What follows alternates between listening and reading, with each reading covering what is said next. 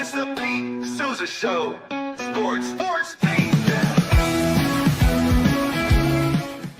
Nobody tells our stories better than our clients. The difference is stark.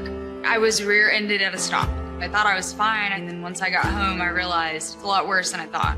I ended up having a ruptured disc. You say you're not hurting, and then an hour later, you're saying you're in all this pain. I just felt like most people would think that I was lying. And that's when I decided to call Daniel Stark. I owe a lot to Daniel Stark. They really got me what I deserved.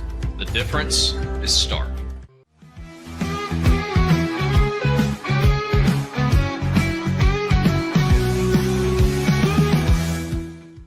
We definitely love our relationship and love Extraco. It's been an amazing experience. They made the PPP process easier. They were reaching out to me saying, what can I do to help you? That made a huge difference because my stress level, when we shut down, to afterwards was night and day. Our experience with Extraco has been phenomenal since the very beginning, so we love Extraco.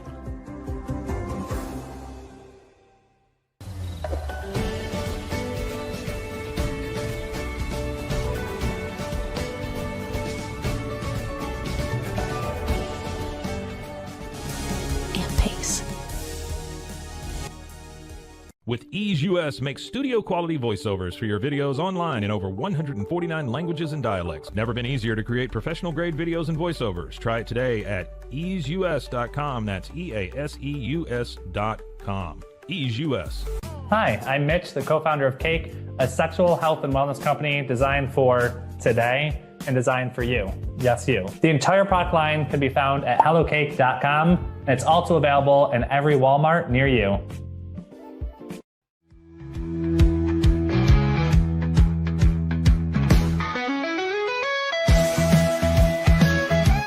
Send money abroad in just a few steps with Remitly. Sign up with your email, enter an amount, choose how your loved ones receive the money, enter your recipient's information, select a payment method, hit send, and relax. Download the Remitly app today.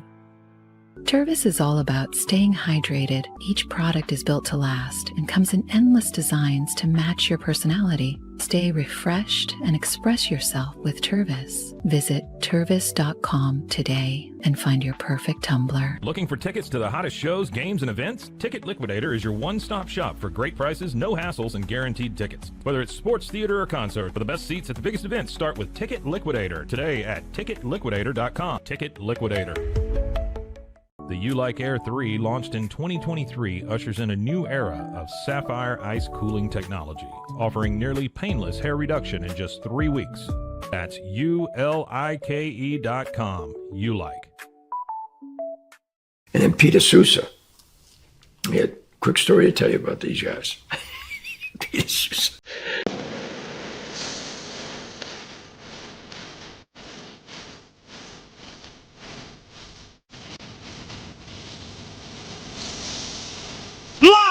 From high atop Central Texas, it's the Pete Sousa Show, presented by the Rogue Media Network.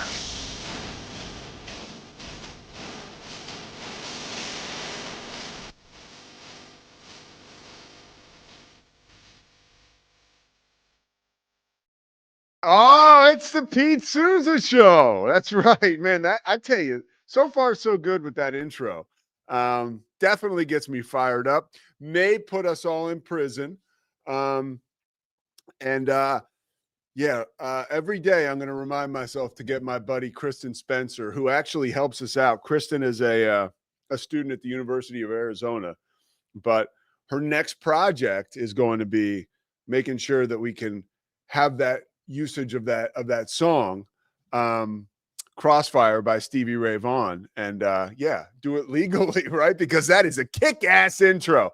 Thank you very much, Scotty Swingler. Let me get on the old Pete Sousa page so I can see what's going on. Let me pop in the old StreamYard. Scotty Swingler is in Houston because it's important that a guy like Scotty, who works as hard as he works, and boy, let me tell you, that guy works pretty hard. I mean, he probably finished up a double shift last night, serving tables at what is it, Haywire? It's that really nice restaurant here in Waco. Scotty, this is when you talk. It is called Red Herring. Red Herring, Scotty Swingler, everybody. And Scotty, that's perfect. If I can just have like a squawk box of your voice this morning, anytime you want to talk, you pop in and get me in line. Sounds good, brother. So I'm going to get, how can I see it so I can see the comments, Scotty? I can just, you should be able just to enter the StreamYard studio. I did throw up a couple for you on your monitor there as well. Bear the Truth asked if you even know who Stevie Ray is, but then Bear the Truth. As soon as you said his name, he said, "There you go, well done." Yeah, I mean, seriously, dude, I picked that song. I mean, so let me tell you something, Chicago guy. Okay, I used to, when I was living in Austin, in a relationship that we won't talk about now, probably never will. When I was living in Austin, I used to run around the river, and I would literally I would just look at the Stevie Ray Vaughan statue and just stare at it and listen to like Little Wing and stuff, you know? And so trust me, dude, I'm a Stevie Ray Vaughan guy. All right. By the way, got sober, died sober, addicted to cocaine and alcohol. A lot of really interesting stuff about Stevie Ray Vaughan's career. So we love Stevie Ray here. That's right, dude. Check him out. Sick of Members, dude. And so is Pete. That's why some people call me Texas Pete. And they definitely call me Texas Pete at Slovakics, right? Because Ray at Slovakics, they're doing damage. I mean, I hate to say it, but they're doing monster numbers. Like over at Slovakics, and particularly football season is one where we get a lot of business at Slovakics, and we send business over there. Make sure you stop in and say what's up to Ray at Slovakics. Not Stevie Ray. We're talking about regular Ray at Slovakics. I'm going to fix this. Ready? So Scotty's in Houston right now. Okay. He is there to see a band called Yellow Card. And like, if Scotty is getting what he needs to get, like from a spiritual, mental basis, and if he gets that from Yellow Card, hey, like, let's go Yellow Card, right? I mean, let's go Scotty. It is absolutely going to be a spiritual experience for me. Anyone who came into adolescence around 2003, 2004, like I did, Yellow Card is a big freaking deal, man. It really is. Yellow Card is so 2002. Let's go. This is great. We're off to a good start here this morning. Ocean Ave, Sick and Bears is close. Ocean Avenue came out in 2003, so you're just a year off there. But yeah, where are they from? Are they from Houston? No, they're. You know, it's interesting. They all kind of lived in different places the whole time they were a band, but kind of California primarily. Okay. Cool. Like a lot of punk bands, Pete.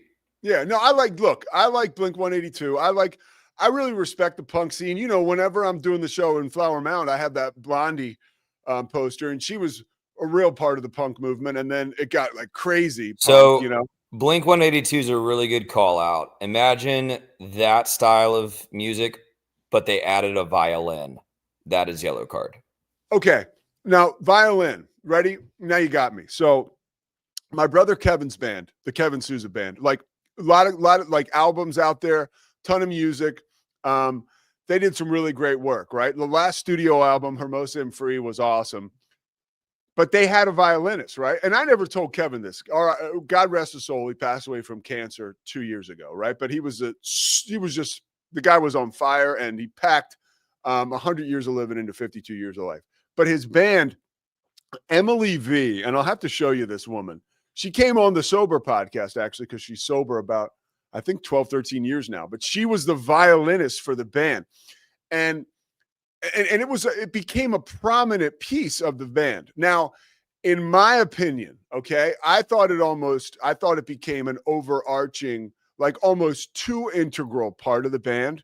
So I'd be interested. I'm going to have to listen to some Yellow Card, because if you throw a violin on stage, like, you can't deny it. And especially this woman, Emily, she's attractive. She wore like the leather pants. She had the hat on. And Kevin, my brother, knew what he was doing. He was like, you know, this is going to be an awesome accent to the band. And it became more of an accent. And him and Emily were super tight. She did an amazing job and still does, right? But yeah, when you have a violin on stage, that's like somebody's hitting cleanup, right? Like, that's a big deal. And so there's probably a lot of talent to go. So yeah, all right, let's go. Yellow card. Spent way too much time talking about yellow card this morning, but especially when we have so much to get to.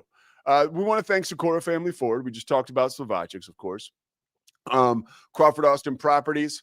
Looking forward. We'll chat with Dan Ingham tomorrow, First National Bank of Central Texas. Today, we're going to chat with Arty Kempner, director of Monday Night Football. You want to talk about a treat for this TV guy. It does not get much better than that. Literally last night, Monday Night Football, it is more of, for me, right, an American television drama, a reality drama, maybe the first of its kind, right?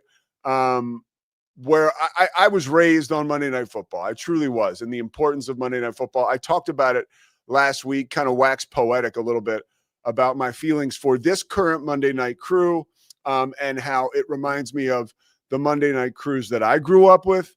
And I was in the right, I was just the right age, man. I got Al Michaels, I got Frank Gifford, I got Dan Deerdorf, right? That was the lion's share of the Monday Night crew that I was like locked into.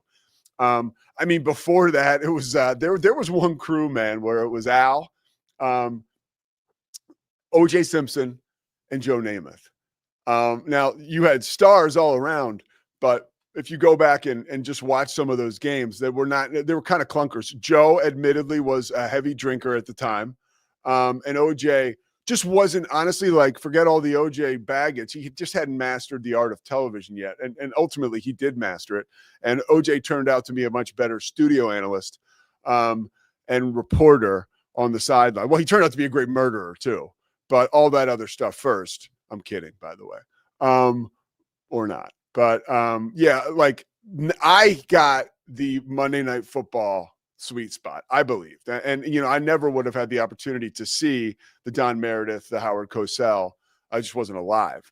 And Frank Gifford. But I felt like I had a super incredible experience. And I think now, if you're watching Monday Night Football, you're getting a similar experience. So we get to talk to Arty Kempner about that, a director of Monday Night Football. And as a play-by-play guy, I'm curious to see how often he talks to maybe Troy and Joe during a broadcast. A lot of stuff that I can ask him about. And then we're going to talk to Dave Hunzicker.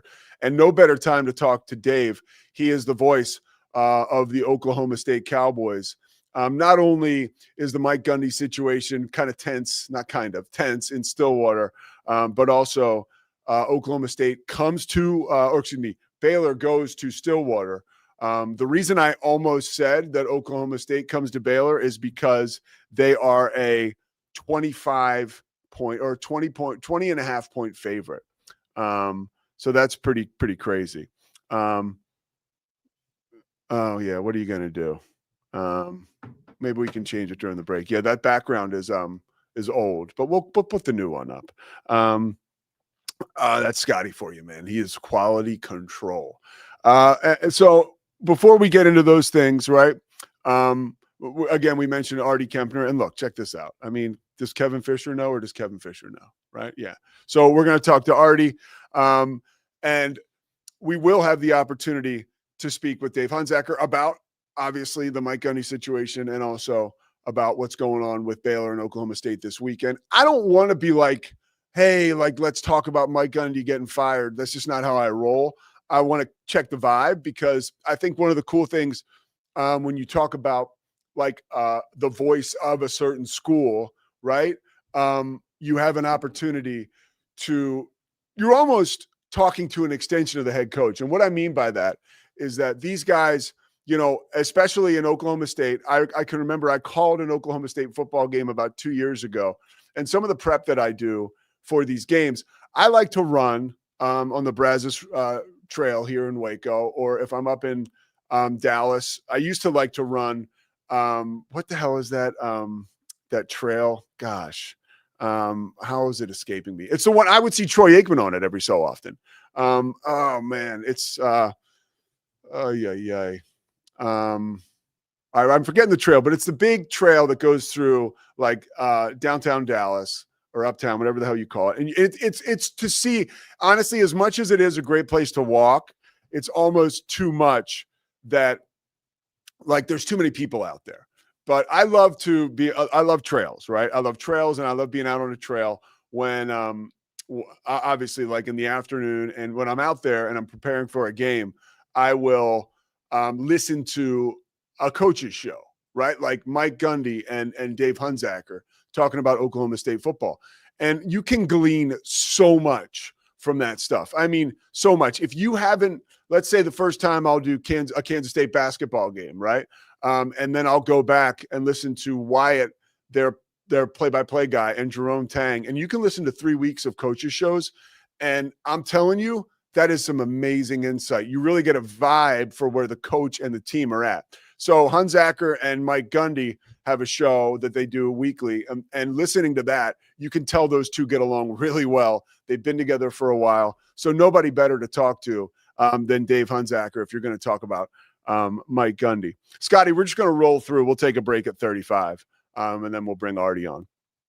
And now you guys know the game plan as well. Again, Scotty in Houston, readying for yellow card.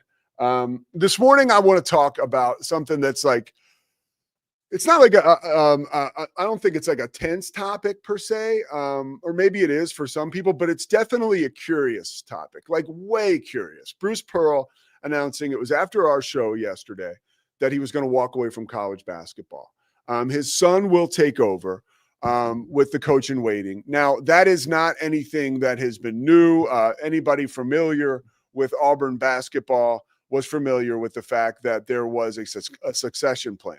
Bruce Pearl is not that old. He's 65 years old. You could say he is at the height of his powers, right? And there were rumors that he might run for Senate. He quickly has debunked those rumors after announcing his retirement from the sport of college basketball. Personally, Katie Trail. Thank you, Bear the Truth. Katie Trail. That's Bear the Truth has probably been out there with his shirt off like Troy Aikman. Like, because I saw, and I can say this because I love Troy. There was a time I'm walking on the Katy Trail, and there's this dude. He's just yoked. He's jacked, dude. And he's walking, and this is probably like springtime, maybe. I'm like, damn, that guy's jacked. And then I'm like, I go by him. I'm like, it's Troy Aikman. He's just like the man, dude. I'm like, God, could I be Troy Aikman for a day? But yeah, the Katy Trail. So back to Bruce Pearl. He's not going to run. He's not getting into politics now, at least. And I say he was at the height of his powers because Auburn just went to the Final Four. And if you think about college basketball and all of the coaches recently, one obviously that's close to my heart is Jay Wright, another that everybody talks about, Mike Krzyzewski. A lot of people walking away from the game, guys who really helped make the game what it was. Bruce Pearl now, another one of those guys that leaves the sport of college basketball. He was he had an opportunity really to be the face of college basketball. And I don't know that he cares about that. I have one personal thread to Bruce Pearl.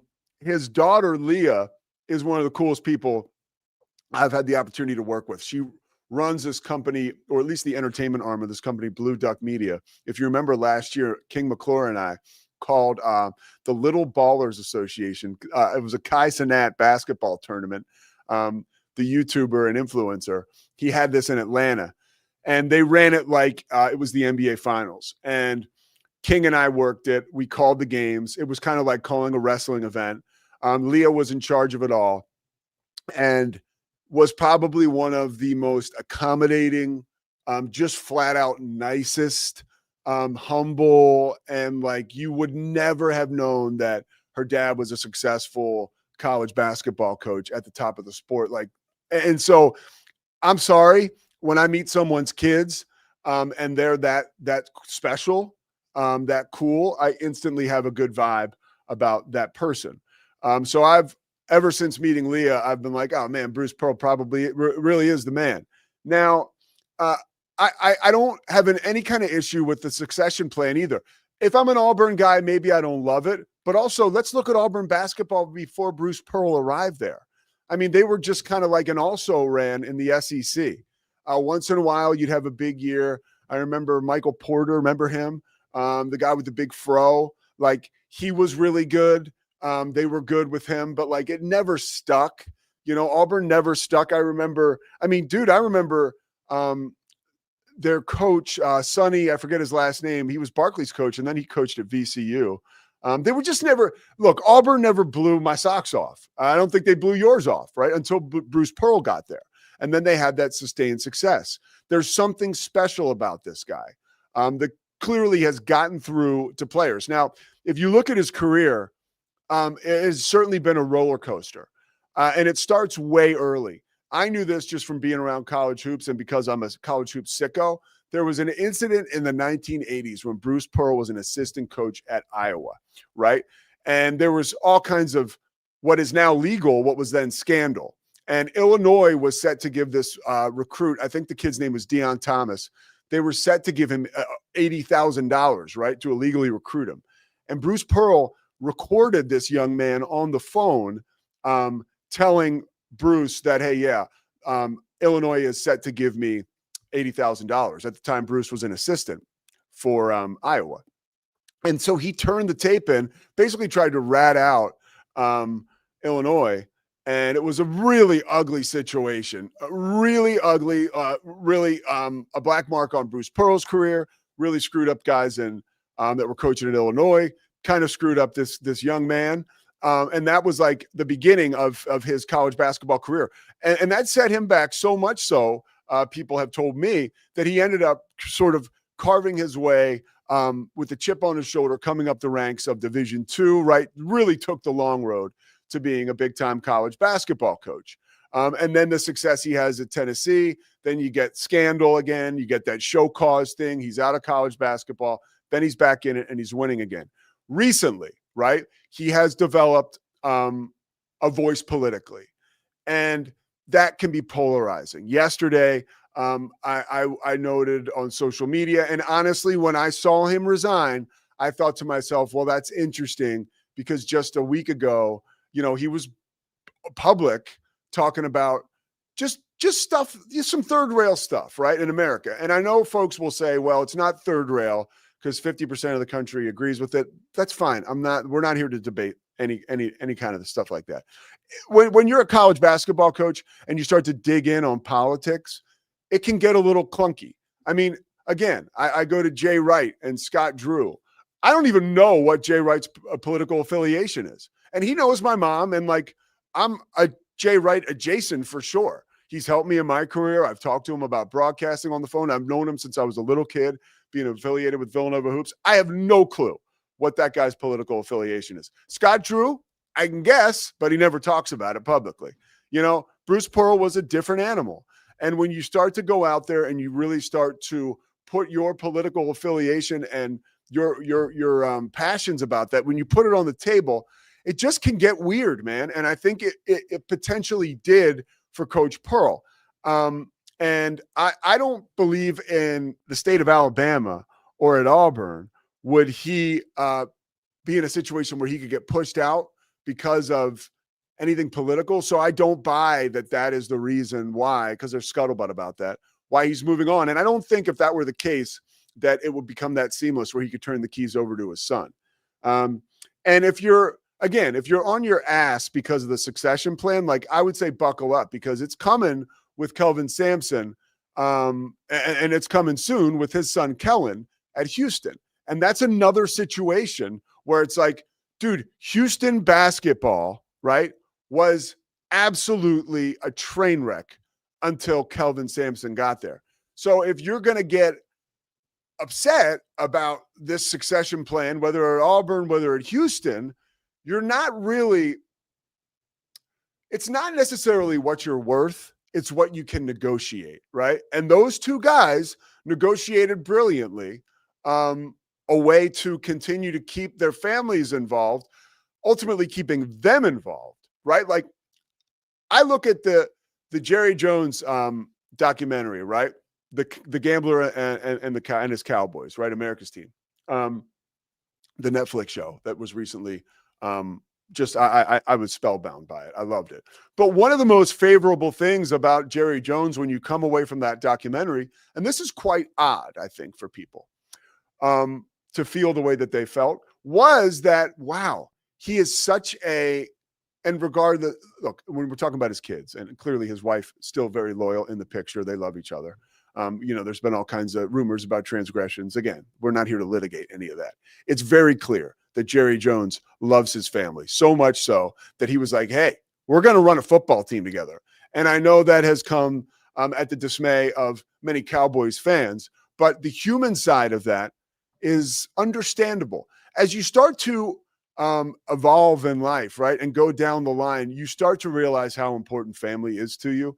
And you start to realize it becomes like, I don't give a rat's ass what anyone else thinks or says. If I have the opportunity to keep my family close to me and keep them invested, I will, and that's what Bruce Pearl has done. That's what Kelvin Sampson has done. Those guys have earned the right to do that, just like Jerry Jones did. Whether you like it or not, that is up to you. Now, let's get on to the timing of this, because it seems like Tony Bennett all over again. And I believe it is. First of all, the fact that Auburn is coming on the heels of a Final Four appearance, I don't think you can say it was less likely that Bruce would be able to anoint his son, right? It'd be one thing if they missed the NCAA tournament 3 years in a row after making the Final Four, and they're like, hey, because these schools can step in, right? But there's got to be a major league buyout. Like I know in the Houston case, if Kellen Sampson is not made the head coach, right, that becomes a situation where they have to buy out Kellen and Kelvin, I think. So there's a penalty or if these schools aren't going to stick to these contracts. Auburn could have done the same thing. So far as we can see, they have not. And that does maybe lead me to believe, the timing of this does, that Bruce Pearl didn't want to give Auburn the opportunity to wiggle out of that, quite possibly, right? Because I think we're 52 days away from the start of the college basketball season. And today is the first day college basketball teams can legally practice, right? Under the set of rules. I don't even know if it's the NCAA or who the hell doles out the rules or punishment anymore. But the timing of it kind of stinks. And it's kind of like, you don't love it. But again, it's big business. Now, one more thing I want to talk to you before we take a break and welcome in Arty Kempner. Last night, I was watching. Now, I'm getting ready. We have our ESPN college basketball seminar coming up in October. And so there was like emails going around yesterday or text messages going around yesterday. And when Bruce retired, Scott Williams, who I work with a lot, here's Scott's book, right? Through the Fire. You see it? You got to get it on Amazon. Let me grab it real quick. Okay. You want to hear about a great story? This Scott Williams book, Through the Fire. Like you see Scott, right? The finished product, charisma, won 3 titles with the Chicago Bulls, right? Had a 16-year NBA career, right? Was an assistant coach in the NBA, now an ESPN analyst, right? You see Scott's story, you think, oh man, no. It was no picnic, all right? I can promise. Read that book, and you will have gratitude for what's going on in your life and understanding for what's going on in others, and you just might be inspired. So anyways, Scott sends me a text. Hey, what are your thoughts on this? I was kind of like, man, the first thing I thought was this is the university or somebody pushed him out. But I didn't even want to put that out in the universe, right? And then later in the day, I'm watching Pardon the Interruption. And at the very end, Mike Wilbon, right? They do a Happy Trails thing, their Happy Trails segment. We all know PTI's best show on television, in my opinion. And Mike and Tony are talking, and Mike says he's become a divisive figure. And boy, I texted the clip to Scott, and we were both like, damn, and Tony was caught off guard. He was like, oh, really? You could tell Tony, he goes, oh, we're on different sides with that, right? And then they go out and they end the show. Wilbon wasn't budging. Anybody that has a bug up their ass about that comment on that show, literally, you got a problem I can't solve. That's the show. That's what Pardon the Interruption is about. It's 2 crotchety guys who are best friends who debated each other in the Washington Post newsroom, so much so that somebody said, we've got to make a show out of this, right? They don't agree. They don't have to agree. They don't owe us agreement. Mike Wilbon can feel however the hell he wants about something. And if he wants to say that Bruce Pearl is divisive, and Tony Kornheiser wants to say Bruce Pearl is not divisive. I loved him. He's a great guest. That's the show. So I am like super annoyed this morning with people. I've been watching that show since 2002, like 3 times a week on average, probably. If I could watch it all 5, I would, right? And so people don't understand. Like, that's what they do. They speak truth there. And it's hard truths. And like, you don't have to agree with Mike Wilbon. He doesn't give a crap. But like, the people cherry picking that and dropping it onto my social media timeline, taking his comment, right? And now there's more division because people are creating division because Mike said there was division when it came up as a topic on his show where there's 2 guys and they both have to comment. He told us the truth. Like, sorry, guys. Like, that's the show. It's amazing TV. Tony's response was amazing. So Bruce Pearl has a lot of people feeling crazy. Clearly, I'm one of them. But I always got a kick out of Bruce Pearl. I did find it a little. I've certainly found it interesting and curious that he would become. I mean, he really had started to ramp up over the course of the last month. So maybe he saw this coming. And look, there's an outside chance. Like my man Doc Holliday, who's a sports guy in Memphis, who I called a couple football games with for ESPN. Doc was out there being like, yeah, I didn't like his political views. I think it's fine that he's gone, and I think that he was pushed out. You know, a lot of people have different opinions on this. All we know is that he's not going to be coaching this year for Auburn, and his son is scheduled to, and they got to get to work, right? So everything keeps moving. Our timeline will freshen up tomorrow with some more BS, right? But I can promise you, this show is about to get back on the rails and back on track when we welcome Arty Kempner here. After this commercial break, the Pete Sousa Show is presented by Slovaceks. Scotty Swingler in Houston this morning, getting set for yellow card. I really hope he enjoys that because he's earned it. We'll be right back.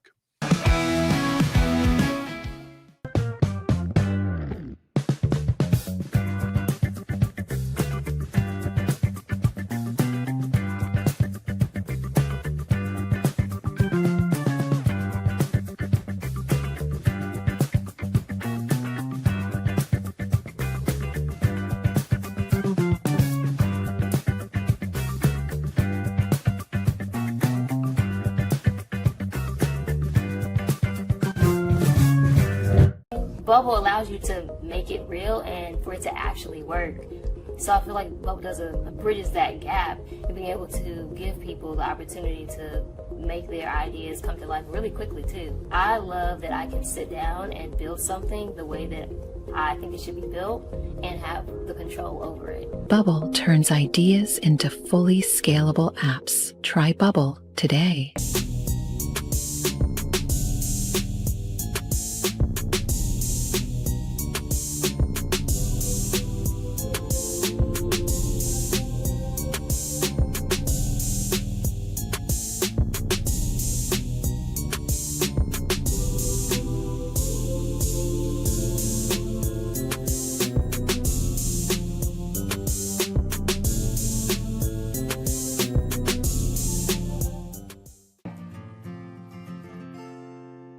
Hi, I'm Jo from Face Theory. You're going to want to have a specific goal for your skincare routine. What do you want to achieve? Active ingredients are really strong, and if you're using too many at once, your skin can get overwhelmed. Don't overspend on products. Choose products that have scientific research behind them. At Face Theory, if you're not happy with a product, just say so, just give us a shout and we'll give you your money back, no problem. I know you're gonna love this Kodak Dot Plus printer. You guys just connect it to your smartphone and then you're gonna use the Kodak Photo Print app. It's going to print you a 4x6 photo. I am just in awe. I love how these turned out. Also, the printer comes with a free cartridge of 10 photo sheets. I can assure you, you are going to love this printer as much as my family has. You guys have to check it out for yourself. Streamline event and appointment booking with Amelia's sleek, modern, and fully customizable booking forms. Tailor the colors, fonts, and design to match your brand and seamlessly integrate with your WordPress website. Whether it's for events or appointments, Amelia makes booking simple, stylish, and perfectly aligned with your business. Enhance your booking experience today at WPAmelia.com. That's WPAMELIA.com. Amelia. When you learn a language with Babbel, you start a journey that takes you further and further. Anytime and anywhere you wish. It's easy and fun. Broadens your horizons and keeps your brain fit. A journey into new thoughts, new cultures, new adventures. So what are you waiting for? Start your journey with Babbel now. Go to babbel.com or download the app. Welcome back to the Pete Sousa Show, presented by Slovacics. We had to cut the commercial short because we're not making Arty Kempner wait any longer. Let's bring him in here. Monday Night Football director, Arty Kempner. Artie, so happy and so appreciative of you taking the time to join us this morning. Pete, it's good to be here. I was just watching a Babbel commercial, so we're about to start babbling.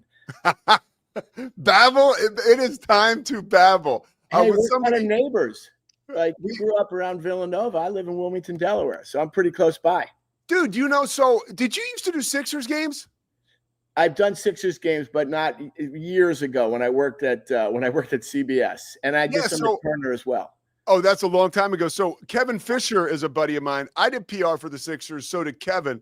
Yeah. And when I mentioned having you on here, he started to jump into the chat saying, "Oh, Arty Kempner's a legend." He's a great dude. He helped me a lot. He actually got my son a little pass down on the floor, and it was fabulous. What a great guy. He ended up with the WTA. I haven't talked to him in a couple of years. I hope he's doing well. Good. Oh, he's still return and serve down there in Florida. He's all good. He's WTA all the way.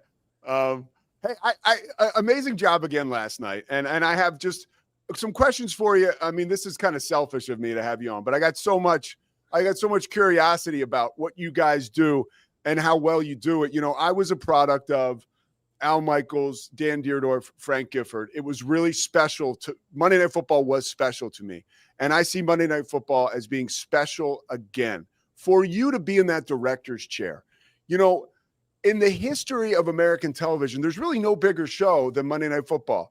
Do you feel the weight of that, Artie, at all? I don't know if I feel the weight, Pete. I mean, I've had great jobs, like over the past 35 years, you know, working at CBS and then moving to Fox when we started that. But this is the premier job in all sports television. And to get that job, I don't know if I feel the pressure of it, but I just feel the extraordinary opportunity of it. And we have such an amazing team. And, you know, when you go from one place where you've been at 35 years and move to another place, you don't know what to expect. I mean, I'm working with basically the team that's been there for the past couple of years, and it's been great. I mean, Steve Ackles, Seth Miller, Audra Lineberg. I mean, these are great production people. And I'm kind of the beneficiary of a fabulous camera crew. And I feel I'm just selecting. I'm not doing a lot of directing. You know, I've got these great shots coming up from Steve Lowe and Dave Hunziker, you know, and it's fabulous to see the work that they do. And I just get a chance to show them off as much as anything. As a director, how often are you in the ear of Troy or Joe? Because I call games for ESPN, college basketball, college football. You know, I sometimes wish I heard from the director more sometimes. I've never felt like I wish I heard from him less. That's just me. What's your philosophy on that? And is there a communication there? Because I've been on some shows, you know, on my level where there's been none at all. Well, I think it does start with the producer, Steve Ackles. And just for your viewers to understand, it's kind of a head coach quarterback relationship between the producer and the director. He's our head coach. And we're kind of got a game plan that he sets up with Troy and Joe and with me and, you know, and with Lisa and Laura, how we're going to do things. And then once that game starts, you know, he's the main communicator with them. But, you know, I am a football guy and I read a lot and I watch a lot, and I will hit Joe and Troy with some things here and there. But most of the communication does come from the producer. But I like to add a little, a few things here, and I get an opportunity. Why not? And if Joe says it, I still like a 12-year-old. I feel good. Joe said what I just told him.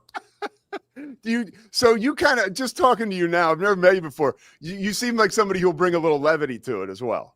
I think levity was probably will go down on my tombstone. Yeah, I like to have fun with what we do. I mean, it can be for some people stressful to do what we do. It's deadline. If you don't make a decision, it's like playing cornerback sometimes. You make the wrong decision and somebody just whacks your butt for a touchdown.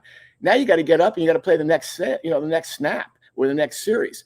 So, to have levity and for people to be able to relax a little bit, I think they work much better when they're able to feel like, hey, he doesn't want me to make a mistake, but if I make a mistake, he's not going to chew my butt out and make sure that, he's not going to make me feel horrible. We're going to get back up and we're going to play. We're going to play the next down. We're going to play the next series, and we're going to do another great job. And that's kind of what you do as a leader.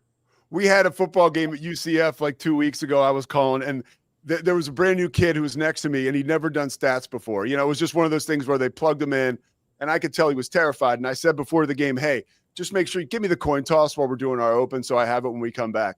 So there was a lot of stuff going on pregame, as you know.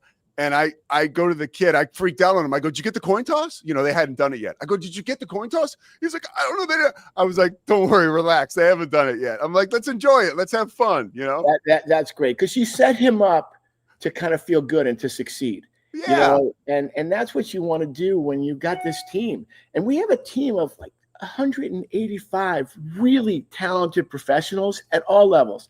This show is as big as any show I've ever done. I mean, I guess only the Super Bowl, when we come to it on February 14, 2027, will be bigger than what we do each week. And everybody knows what they're doing.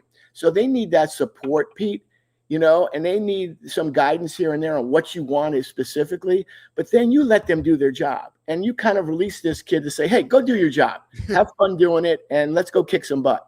Yeah, it's sports, right? What's your philosophy as far as telling the story with pictures? Do you have a certain philosophy, like a core value you've stuck to all these years or have developed? Well, I think the core value for me is I do this for the viewer.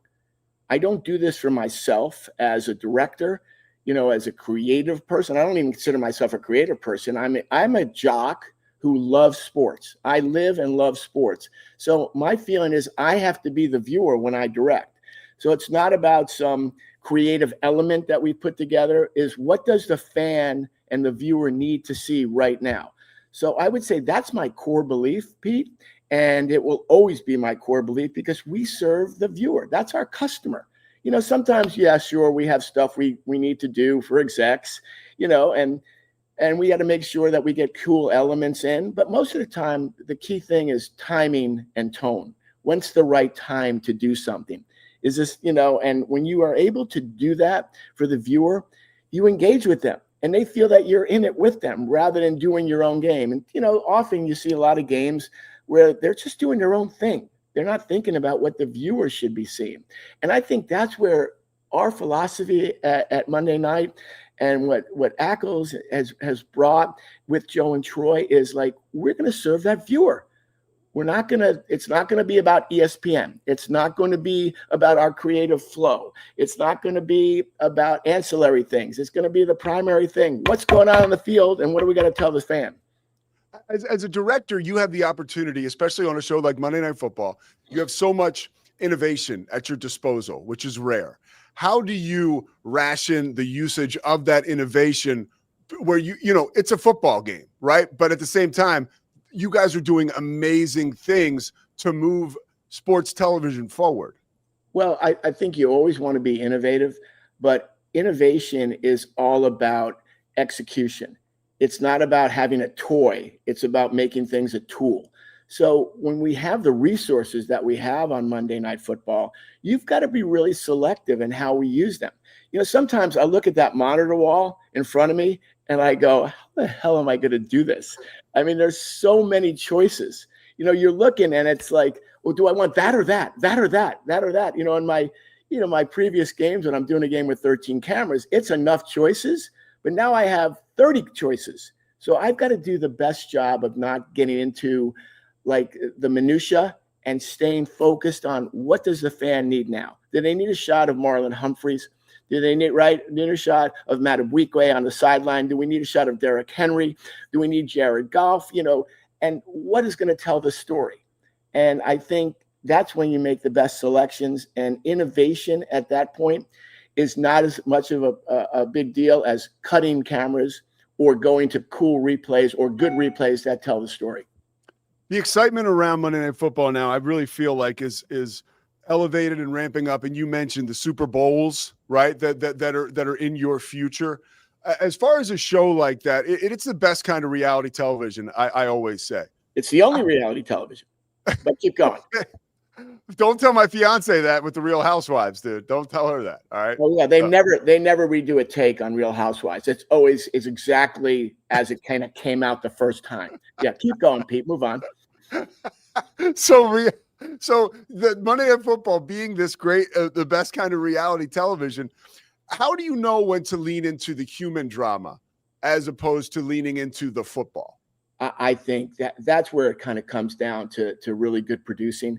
And for the booth, for Joe and Troy to kind of feel that, I feel it in the pictures I need to do, but it kind of emanates from our leadership, and Steve Ackles does a really good job. He's got a really good feel for the game. And I got to tell you, I didn't know that coming in. When I got this job, I knew Steve. I met him once, and now I feel like even after 3 games that we are moving in such a good direction because he's got a big picture feel.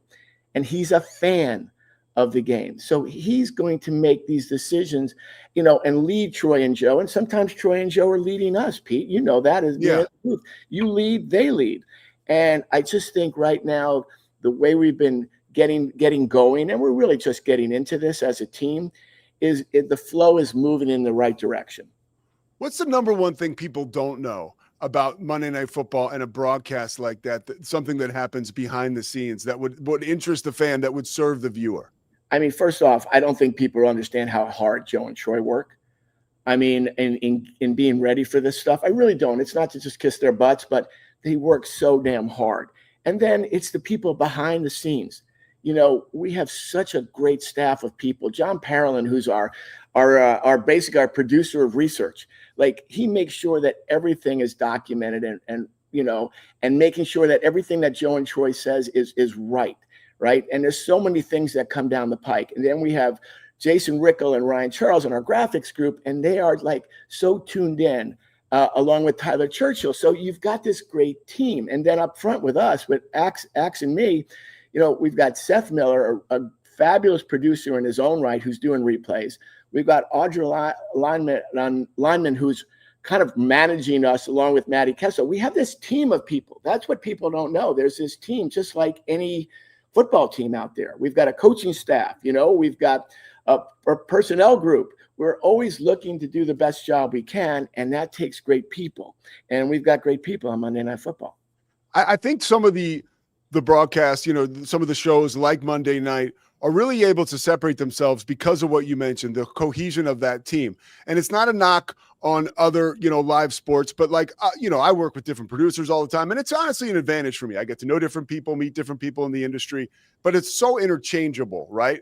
In a lot of trucks or a lot of control rooms, having one group spend so much time together. Like, do you guys share time off the field that leads to some of this great chemistry that we find our way to on Monday night? Absolutely. It's, I think, one of the biggest, to me, it's almost like a covenant of how you do this job. I mean, we go out, like we were this great Little Italy in Baltimore pizza joint on Saturday night.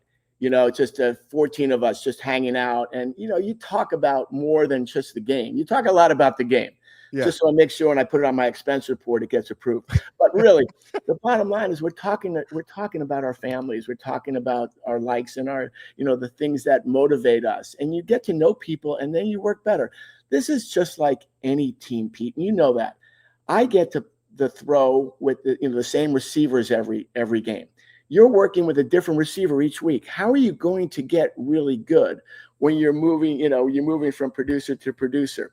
I think when you're working with the same people week in and week out, especially on any show, forget about a big show like Monday Night, even a 5-camera football game, you're always so much better off working as a group and developing as a group and talking candidly and honestly about how to make yourselves better. For you, was there a moment when you knew you got better, a turning point in your career, like all the years you worked, right, on all the big shows, producing, directing?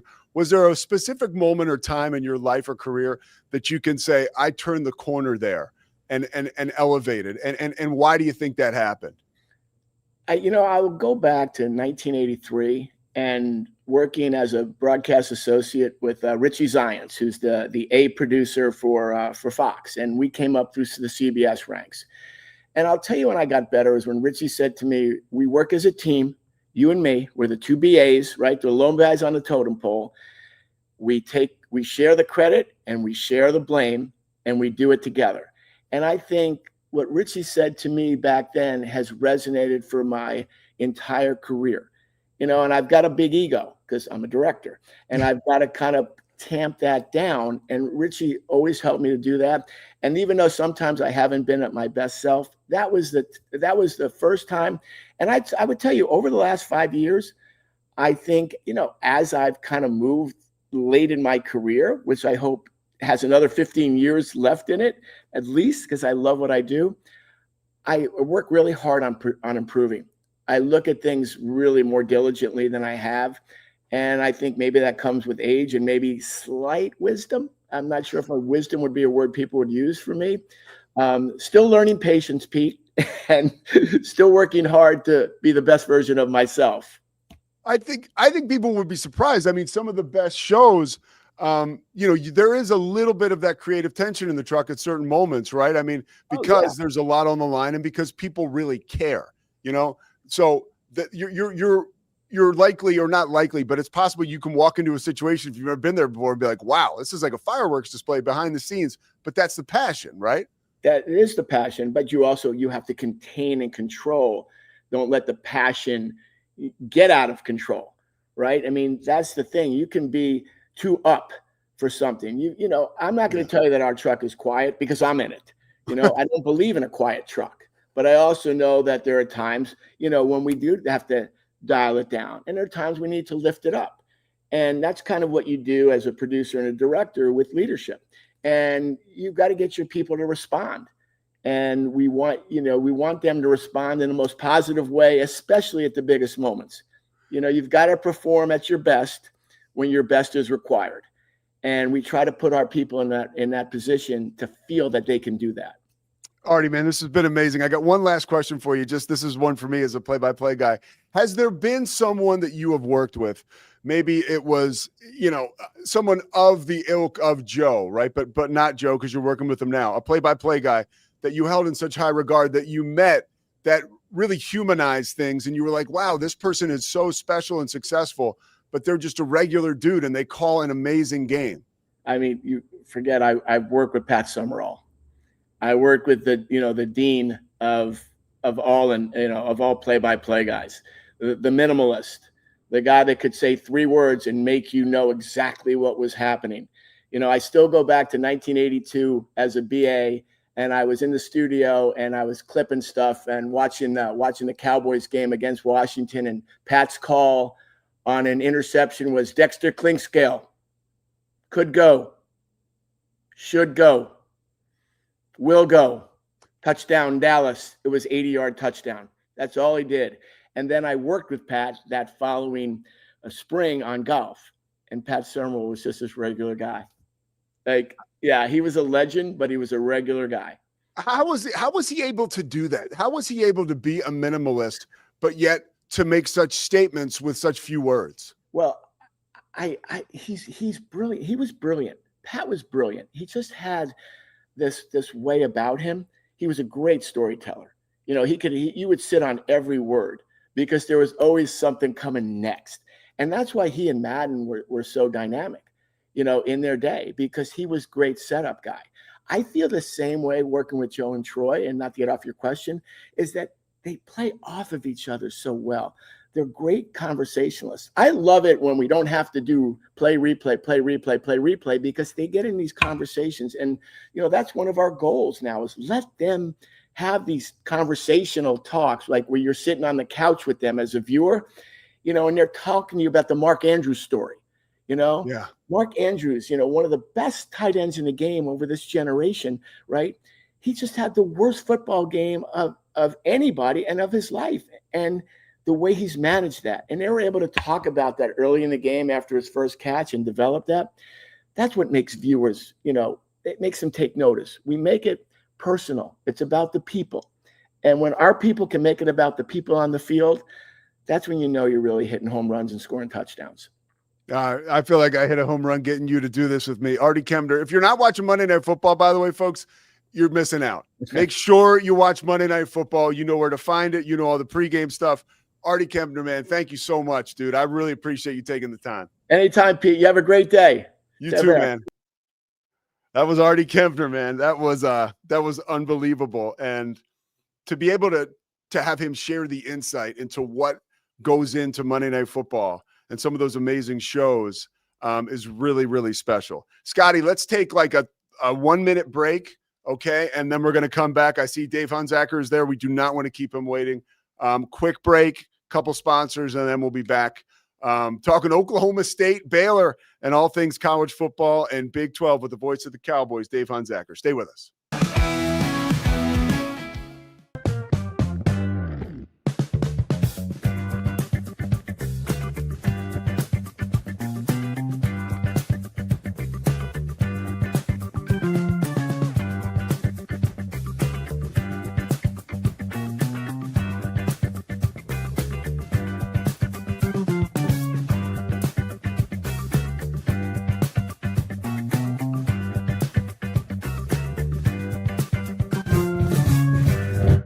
Bubble allows you to make it real and for it to actually work.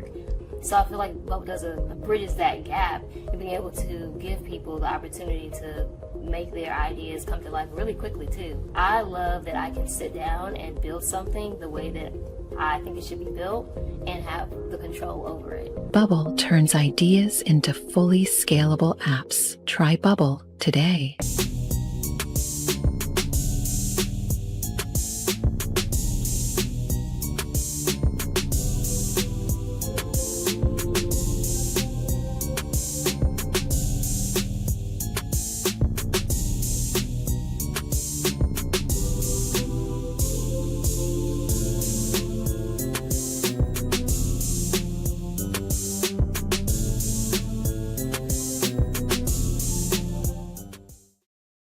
Welcome back to the Pete Sousa Show. No time like the present to talk college football. Dave Hunziker.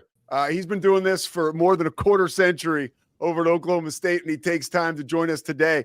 Dave, I was talking earlier in the show about, I've had the opportunity to call some Oklahoma State football and basketball, and a big part of my prep is listening to you talk to whoever the head coach is at the time. A lot of times it's been Mike Gundy, right, leading up the football season, but you do a terrific job, not only with the calls, right? Pistons firing, you love it, right? Haven't said that nearly enough this year. Understood. But also, you're the off the court stuff. You do a tremendous job with the coaches shows, the podcast. So I really appreciate your work, and I appreciate you joining us today. No, thank you. I appreciate those kind words. It's when you have good coaches and they're fun to work with, that makes the job really easy. It's super easy. Yeah, and you place. It's funny. We were just talking to Arty Kempner, the voice of or the director for Monday Night Football. You're obviously the voice of the Oklahoma State Cowboys. You play off Coach Gundy so well, right? Which I would imagine, that relationship is not something that has been put in a microwave. I imagine you have to earn trust with a man like Mike Gundy, which you have, right? Yeah, you do, and it's interesting. It's not like we hang out together away from football or anything, but our kids are the same age. In fact, I think his oldest took my oldest daughter to like the 7th grade dance or something long time ago. It's a small town, so it's not that hard to do in Stillwater, to be honest. But, so many being the same age, children being the same age, we just shared so many life experiences. And so there was a lot of discussions about that over the years, the things that we shared. And I hopefully built his trust. He certainly has given us a lot of rope. The access he gives to us, I mean, we are so fortunate. We have complete video access. We have access to practice. He's very candid with us. And I think he trusts all of us on the crew to sort of manage the information the right way as far as his program's concerned. And, he's just been phenomenal. People would think probably in my role that dealing with him is difficult. Oh my gosh, it's the complete opposite. He is amazing to deal with. And we get out there at Legacy Village to the retirement center and start doing his radio show, and he gets in his comfort mode. And it's pretty much like a late night talk show out there, which is what it should be. So I'm very fortunate. He's awesome.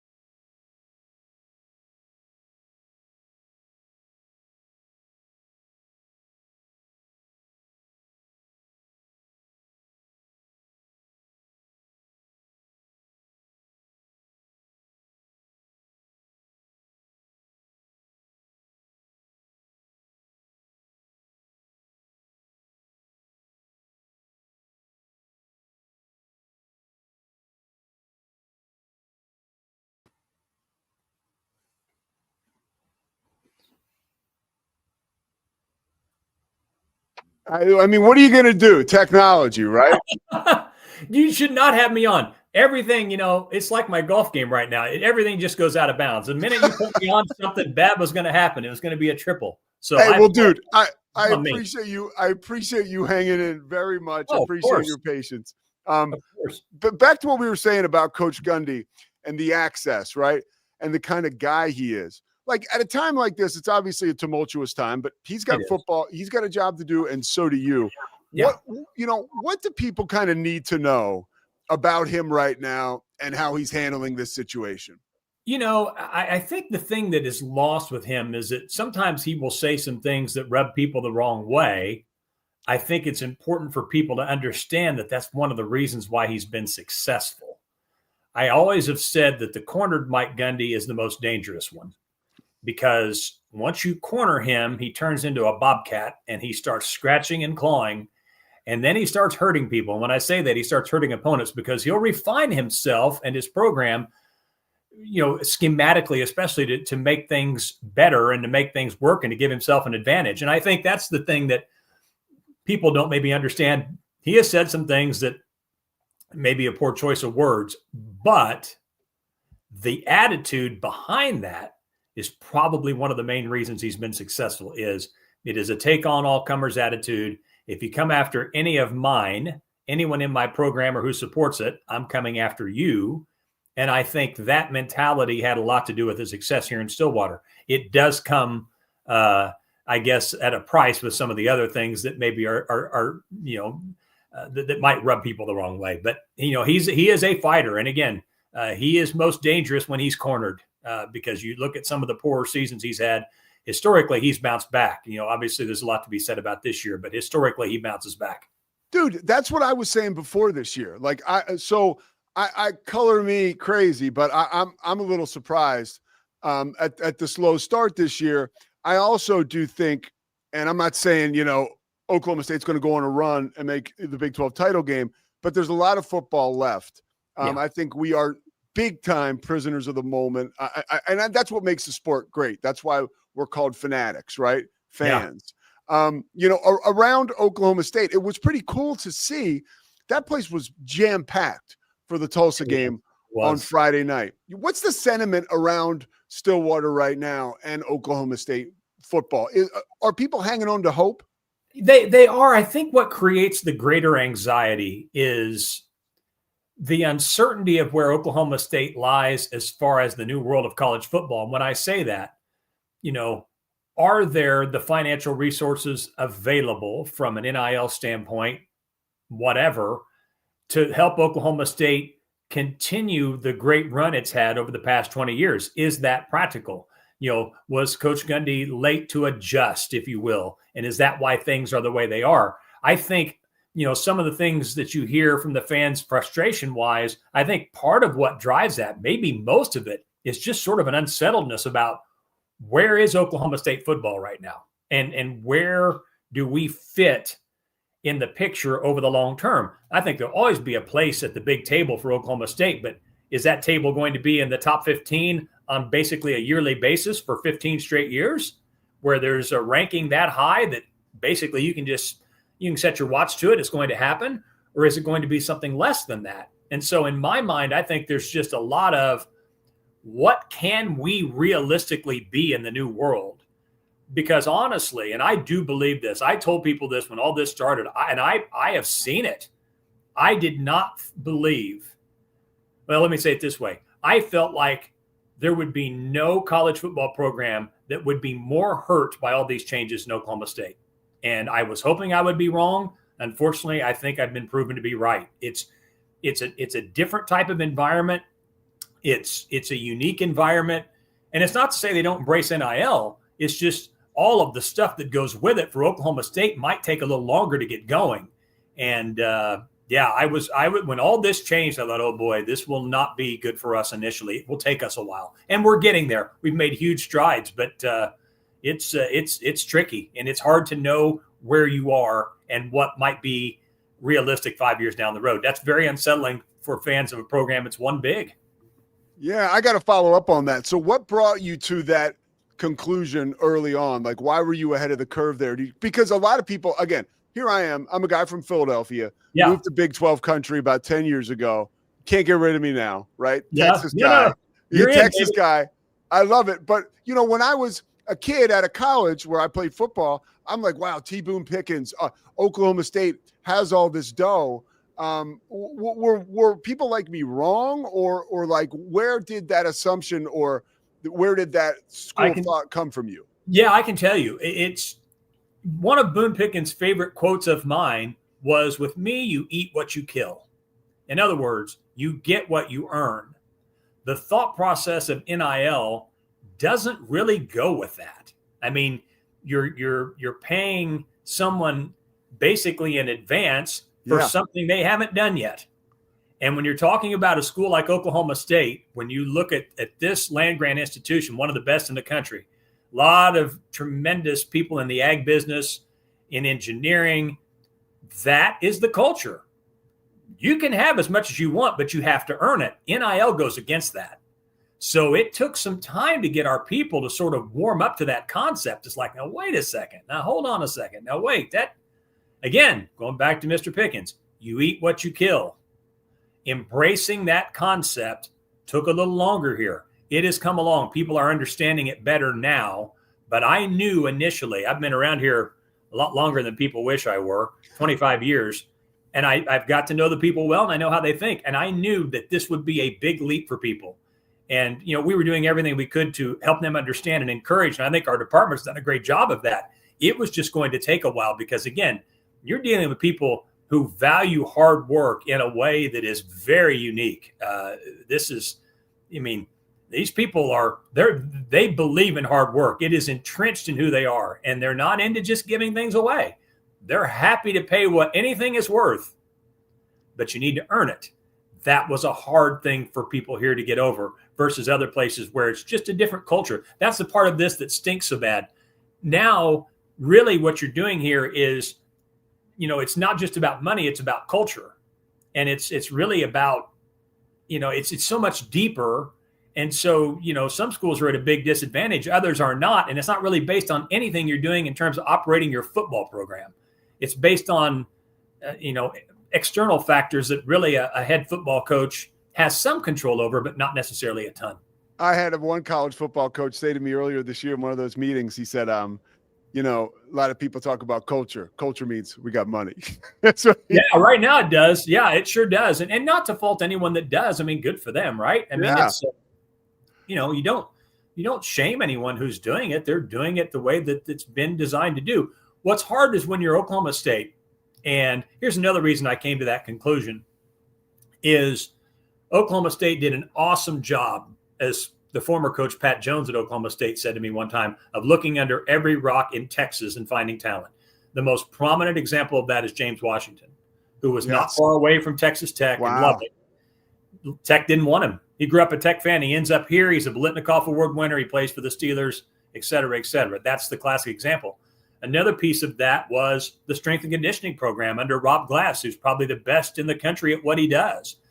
There was a physical and mental toughness about playing at Oklahoma State that was unique. I think they've rallied 12 or 13 times from 14 points down or more to win under Coach Gundy. It may even be more than that. It's a ton. That's because of that physical and mental toughness. I think it's a huge part of the equation. And then they were really good at the graduate transfer thing. When that was a thing, they were really, really good at identifying graduate transfers that were available and bringing them in. I mean, we had multiple NFL guys that came via the graduate transfer. Tyler Patman, who ended up playing for the Dallas Cowboys. We had Lindsey Pipkins here, who ended up playing for the Giants. Michael Hunter, who played in the NFL for a while. These are not NFL stars, but they were certainly more than adequate, very solid Oklahoma State players. And I know I've forgotten some in that mix. And so all of those advantages and the facility, which is world-class here. World class. I'm a smidge biased, right? So you're not talking to Captain Objective here, but I think most people would say that it is. So here's what happened. The graduate transfer advantage, gone. The ability to dig under every rock in Texas and find talent, not totally gone, but more difficult to manage, because now if a guy ends up emerging, such as James Washington, you're in a bidding war to keep him. Third thing is, as we mentioned, facilities really don't matter anymore because players are being driven by money. So that's another piece of that puzzle. And then the strength and conditioning thing, that does still matter. I think it definitely matters. I think when people hear the story of Jaylen Warren, how he transformed himself and literally became faster in his 1 year here at Stillwater, that has helped catapult him to the starter as a running back for the Pittsburgh Steelers, they understand that. But all the advantages that Oklahoma State enjoyed in the previous era, they're gone. And I'll tell you what, after the game Friday, I spent a lot of time thinking about that. It's like, wow, you know it, and then you just realize it's just hit you in the face again. It's like, this is crazy. Yeah. To think that the formula you used that was so successful, I mean, if there's 4 variables in the math formula, you maybe keep one of the 4, and that's it. That's tough. I heard Aaron Taylor say this on CBS recently.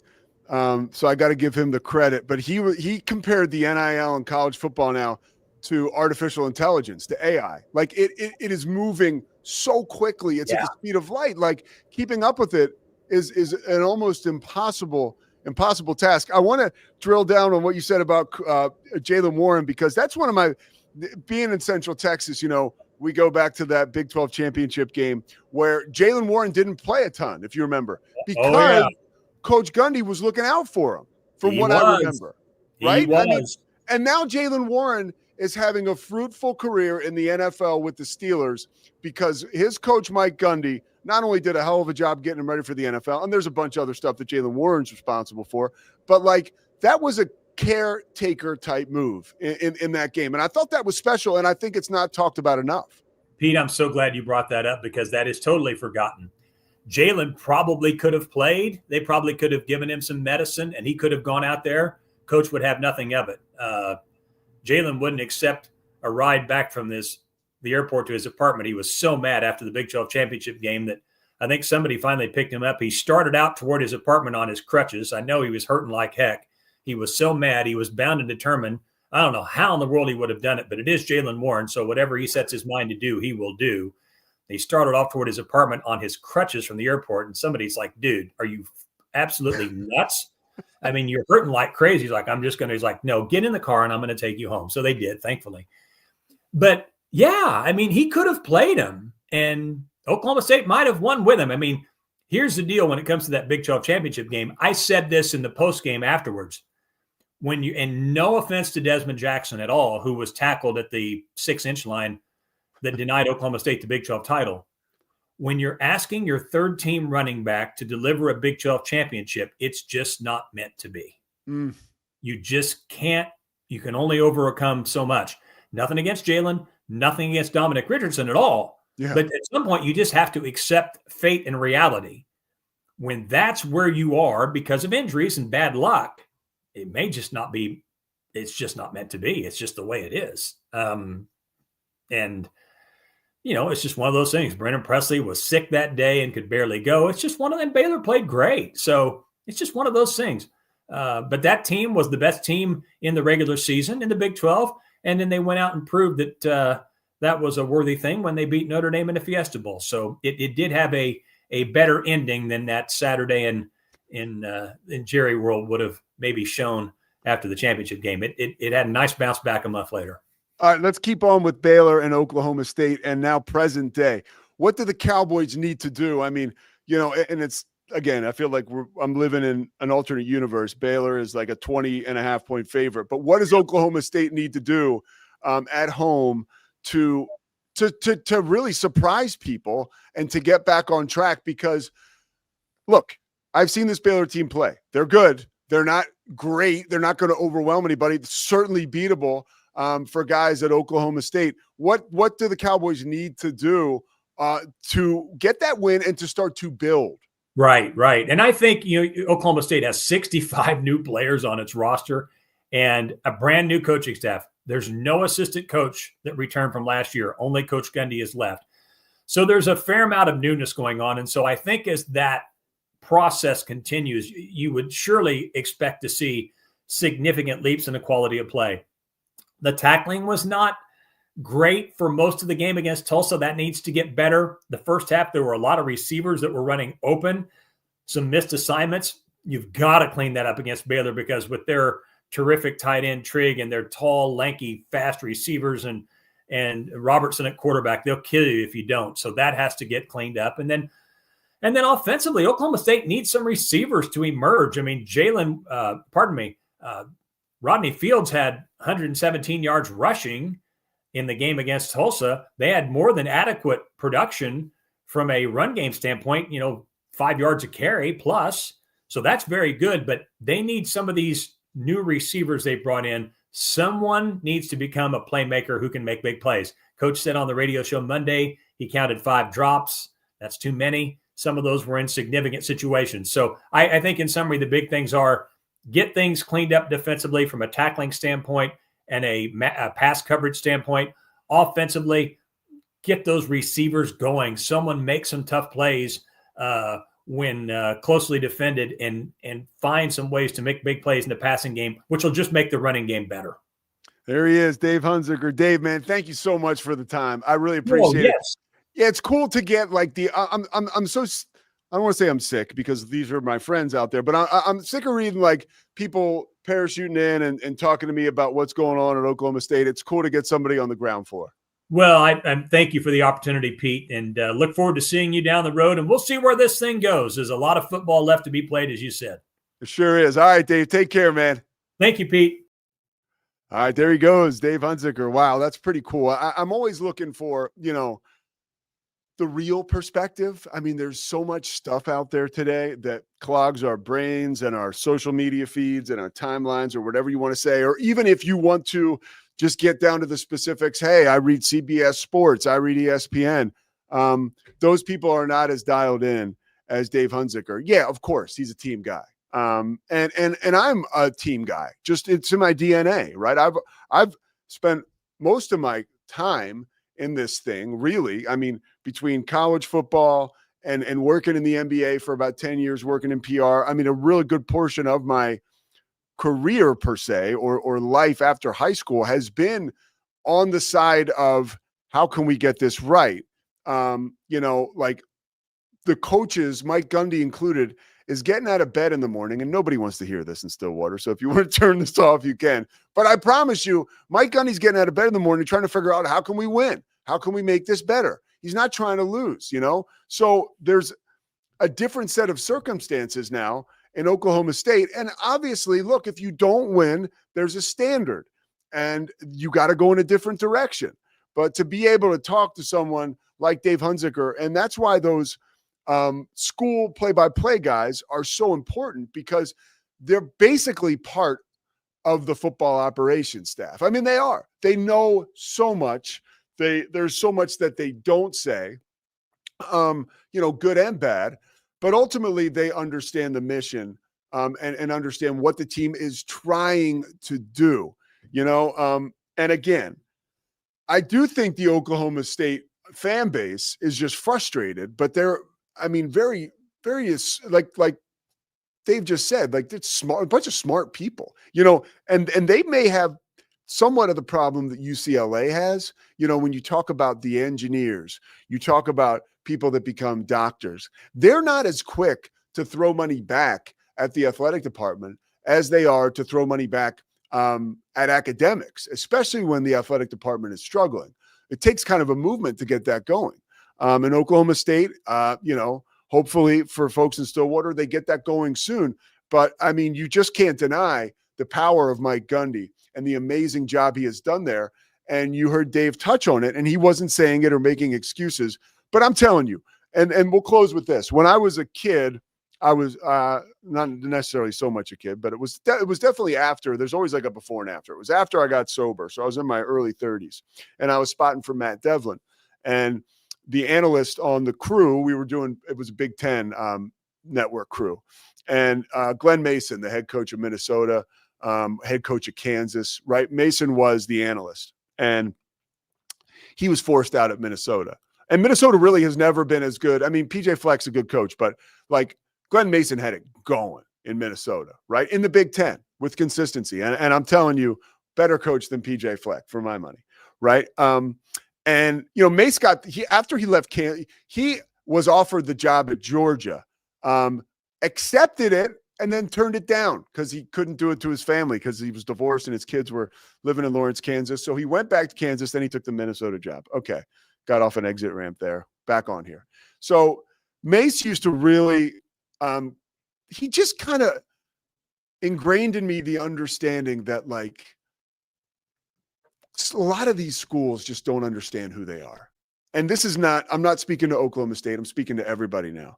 Like, sometimes, and Scotty is going to freak out and he'll have to have some fun at, yellow card tonight to forget about this. But sometimes like 7-5 is like really good for your team, or 7-4. And that's who you are. And the acceptance of that by the fan base and the administration and the folks you never want the guys in the football building to accept like anything like 7 wins, but like that will allow you to have those years where you can pop for 10 or 11 and maybe be in the mix for a national championship, right? But like to expect more than like 8 wins or 7 wins from let's say a Boston College is craziness, but fans expect that, and it's not necessarily like an isolated deal. It's an epidemic across all sports. But again, that's what makes us fanatics, and that's what makes this great, and that's what makes this show go. So I got no problems with it. Big news tomorrow. We got David Pollock. Rock and roll. Pollock is the man. Chris Visser coming through again. And David Pollock and David doesn't know that he knows me, but he does, because I was a stats guy on a football crew in 2011. Rob Stone was the play-by-play guy, and Pollock was the analyst, and I was Stone's stats guy for a little while. Again, another story for another day. Another story for another day. But yeah, I'm looking forward to Pollock, dude. An amazing guy, amazing talent as a player, obviously amazing talent now as an analyst. And he's just an amazing person, and he's got a real cool life perspective that I certainly appreciated. So David Pollock tomorrow. We'll try to track Dan Ingham down too to get his picks. Scotty, will you be back in studio tomorrow, or are we going to see another concert? You're going to see like Bruce Springsteen? or what? Could you get me Springsteen tickets? It's his birthday today. I did see that. No, I will be back in studio tomorrow. By the way, if you are content with a school that wins 7 games a year, that's just loser talk. I think it's acceptance. I mean, there's a difference between acceptance and contentment. We can accept. Okay, Scotty. Here's one thing, and not be satisfied with what could be. If I told you that you could get 7 wins a year and the opportunity every so often to pop for 10 or 11 and a national title opportunity, you wouldn't turn that down. That's correct. But the problem is you're acting like popping for a national title opportunity is something that happens by accident. It's something that happens through effort and work and an arc towards greatness. And I'm clearly not talking about any school or coach in particular, Pete, when I relate this experience. But when you've seen what a particular team can achieve and accomplish, accepting anything less is not fandom, it's observation. And I'm a fan. So I expect the best. I love this guy. He's almost better with no picture. Listen. Not that you're not a great looking guy. No, nobody wants to see my face. This is great. Listen. The reason Cowboys fans are agonized way more than Houston Texans fans is not because they're worse fans and they have unrealistic expectations. It's because the Dallas Cowboys franchise has won 3 Super Bowls in 4 years. They've done it. And so when it's been 30 years since it's happened, that's unacceptable. So the reason that a Baylor Bear fan, for instance, purely hypothetically, might be unhappy is because expecting Big 12 championships is not unrealistic. In the last 13 years, Baylor has the second most Big 12 championships in the conference behind only Oklahoma. So expecting that level of play is not outside of bounds. It is actually exactly in bounds. And accepting less than that is loser talk. College football. And yes, I've got people coming after me on X today about saying those things on X yesterday, and I don't care. I'm right. Well, maybe it's like familiarity breeds this. I'll let you get away with it. You're the exception because you're my guy, and you do know a shitload about, pardon my language, about Baylor and about college football. So. Pete, 3 coaches in a row have taken Baylor to a Big 12 championship game despite a crazy near-death penalty kind of scandal happening 9 years ago. 3 coaches in a row have taken Baylor to a Big 12 championship game. So when it's been 5 years since you've even gotten close to that point, it's time to look for a new head coach. Well, hold on. You got to say 2 coaches, right? Because Bryles doesn't count because he's a part of that punishment, just to be fair. Wait, 3 coaches took Baylor to Big 12 championship games. You're right. Art Bryles didn't take Baylor to a Big 12 championship game. He only brought Baylor a Heisman Trophy and 2 conference championships. But I'll let that one slide because you're my guy. There's Scotty Swingler. He'll be back with us tomorrow. Hey, did you love it yesterday when Anthony Beck talked about Matt Rule? You were probably loving it. Of course I did. Of course, that's kind of like his North Star. I thought that was pretty cool. Like, listen, what our guy Dave just said about Mike Gundy is what I need to see in Waco. I need to see a toughness and a resilience and that kind of grit and strength he was describing Gundy's program as having for 2 decades. I need to see it. All right. Well, hey, you don't have to wait long. Here's one thing I will say. I was looking, we've talked about Baylor's schedule and we went through it. It's manageable, dude. Let me show you something, okay? Because I was lucky enough to go on a Phoenix radio station this morning. It was really cool. I talked to Dan and Alex, but hold on, check this out. Arizona State schedule. Okay, so and listen to who Arizona State has to play, dude. They're about to get clocked. And I didn't so much say that, but this is my vibe. TCU on Friday night at home. That's a tough game. They're at home, so that's good. On the road at Utah, okay? Then they host Texas Tech. Then they host Houston. Then they travel to Iowa State. That's their next 5 games. Dude, I swear they could win. They could go 1-4. Like, yeah, I don't think that's stiff.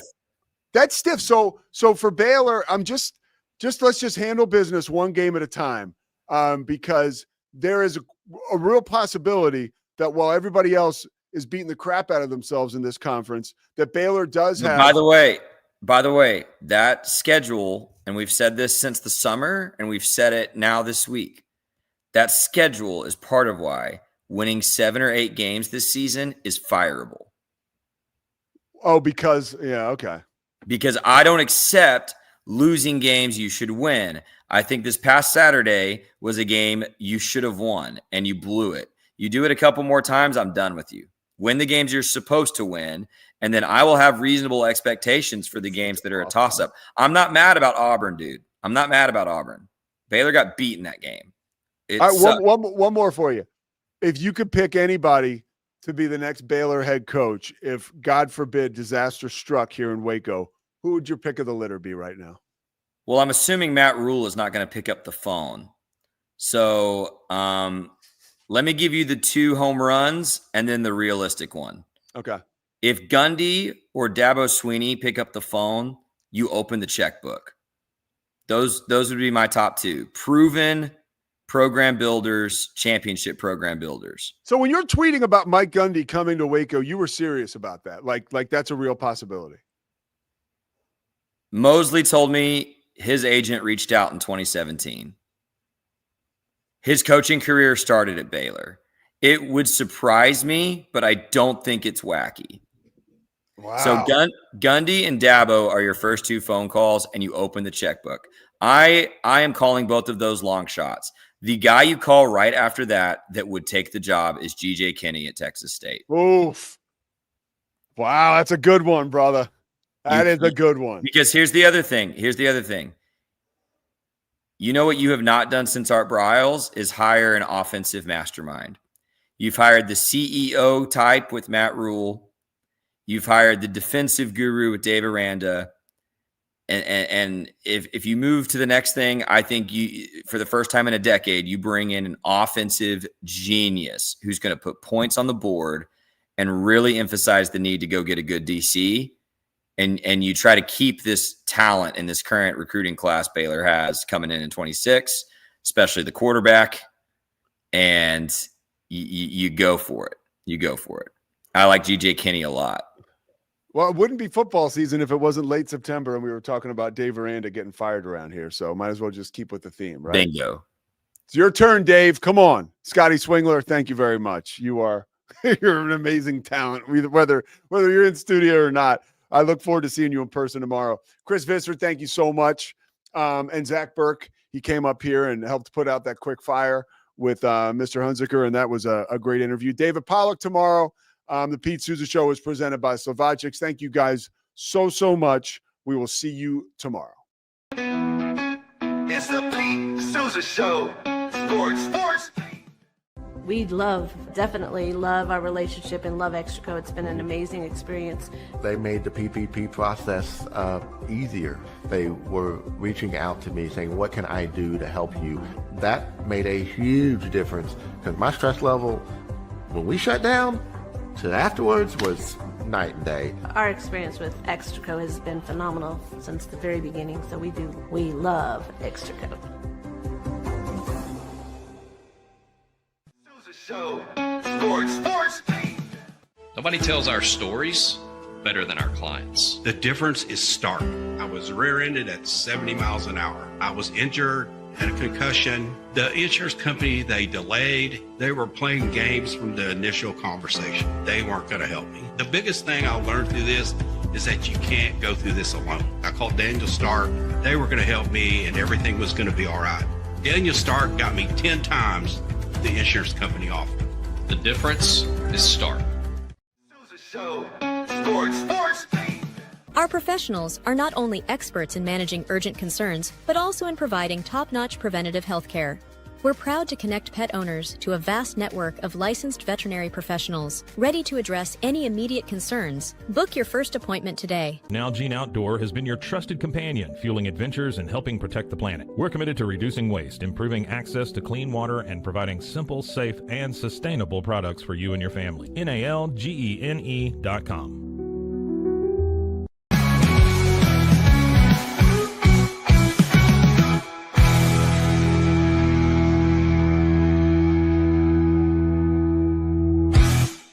Sports.